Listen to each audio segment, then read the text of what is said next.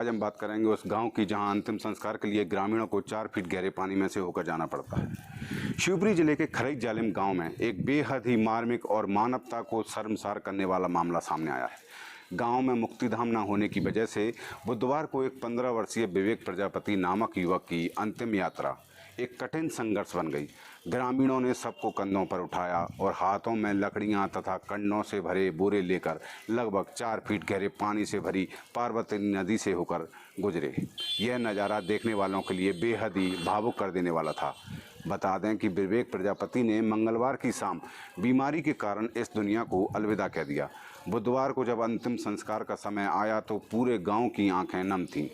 जब ग्रामीण शव यात्रा लेकर निकले तो गांव में मुक्तिधाम का रास्ता टेढ़ा मेढ़ा होने के साथ ही रास्ते में पार्वती नदी बह रही थी और नदी के ऊपर लगभग 4 फीट पानी था। लेकिन अंतिम संस्कार तो करना ही था, तो पानी की भी परवाह न करते हुए ग्रामीणों ने हाथों में लकड़ी और कंडों से भरे बोरे लिए और सबको कंधों पर उठाया तथा घुटनों से ऊपर तक के पानी में उतरकर नदी पार की और दूसरी ओर पहुंचकर चिता सजाई गई और अंतिम संस्कार किया गया।